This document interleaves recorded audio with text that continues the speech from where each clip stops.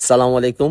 সর্বশেষ আপডেট রজারিও মিকাইলকে নিয়ে আমি বলার আগে আমি বাংলাদেশ ফেডারেশনকে ধন্যবাদ জানাবো। তারা যে এই প্রথম বাংলাদেশ ইতিহাসে যেটা ঘটে নাই, আগে তো জানতাম কোচ কোথায় থেকে আসতো সেটাই আমরা জানতাম না।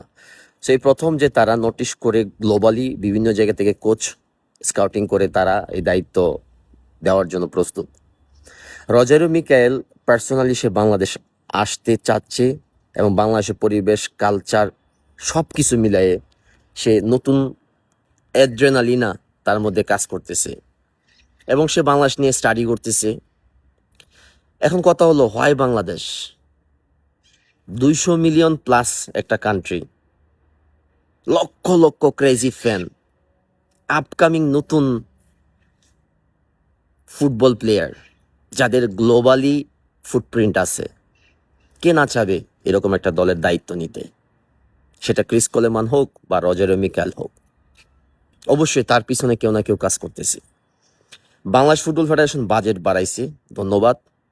আর ওই বাজেটের মধ্যে রজারিও মিকাইল আছে, এটা আমি আপনাদেরকে এনশিওর করলাম। এখন বাকিটা দেখা যাক ফেডারেশন কি ডিসিশন নেয়।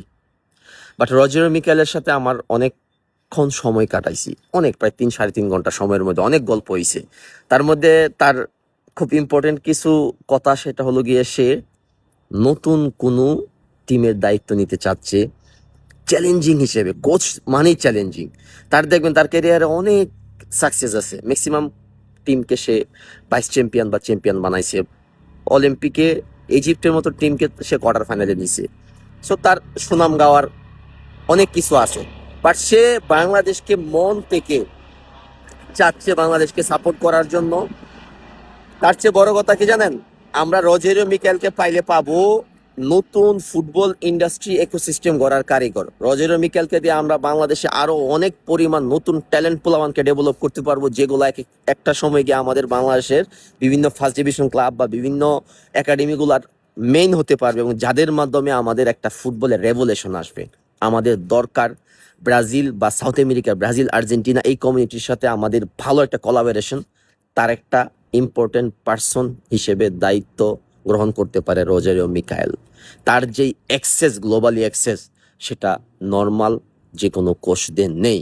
সো আমরা একটা কোচ মানে শুধুমাত্র কোচ না, আমরা পুরো একটা নতুন গ্লোবাল ইকোসিস্টেম একটা মানুষের সাথে কানেক্ট হচ্ছে, যার মাধ্যমে আমরা বাংলাদেশের টোটাল ফুটবলের ডেভেলপমেন্ট হবে। এখন বাকিটা আমরা অপেক্ষায় আছি, আমাদের ফেডারেশন কি ডিসিশন নেই। সবচেয়ে মজার কথা, রজারিও মিকাইল বাংলাদেশের সাথে, ফেডারেশনের সাথে ডিরেক্টলি আমি কমিউনিকেশন করতেছি, ফেডারেশনের যথেষ্ট পরিমাণ কোলাবোরেশন পাচ্ছি, সবাই আমার সাথে কথা বলতেছে। নো কমিশন বাণিজ্য। ইভেন ব্রাজিলের কোম্পানিকে আমি পার্সোনালি গিয়ে বলছি, প্লিজ আমার দেশের জন্য তোরা এই অনারটা কর। তারাও বলছে আমরা অ্যাডমিনিস্ট্রেশন কস্ট ছাড়া, কোনো কমিশন না। অলরেডি রজারিও মিকাইলকে বাংলাদেশে অনবোর্ড করার জন্য দুই পার্টি কমিশনের জন্য তারা কামড়ি লাগাই দিছে। একটা পার্টি বাংলাদেশ, একটা পার্টি দেশের বাইরে। আমি নাম বলবো না, বাট সেটা বলবো, আমি যদি দেশের জন্য কিছু করি তা আমার সর্বপ্রথম লেয়াল হতে হবে, সৎ হতে হবে। দেশটা আমাদের। সো আমার মতো হাজারো মানুষ আছে দেশের ফুটবলের ডেভেলপের জন্য কাজ করতে চাই, তাদেরকে সুযোগ দেন। ফেডারেশনে যারা আছেন তাদেরকে সেলিউট, আপনারা অনেক কিছু পরিবর্তন আনতেছেন, সবাই যার যার পক্ষে থেকে কাজ করতেছে। বাট আমাদের একজন টিচার দরকার, আমাদের একজন লিডার দরকার, যার হাত দিয়ে আমরা অনেক দূর পর্যন্ত যেতে পারবো।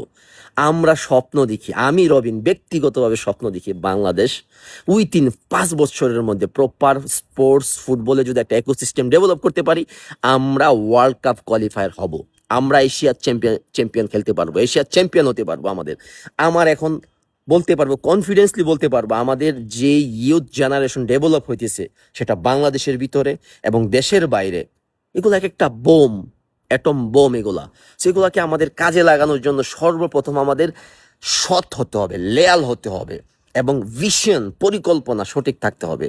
তার জন্য দরকার সবার কোলাবোরেশন, পজিটিভলি মাইন্ড পজিটিভ করতে হবে আমাদেরকে। সেটা ফেডারেশনের লোক হোক, জেনারেল পিপল হোক, ফুটবল লাভার হোক, মিডিয়া হোক, সবার একটাই উদ্দেশ্য থাকতে হবে যে আমাদের ওই স্বপ্ন পূরণের উদ্দেশ্য, যেদিন আমরা দেখবো বাংলাদেশকে বিশ্বকাপ মঞ্চের মধ্যে বাংলাদেশ খেলতেছে।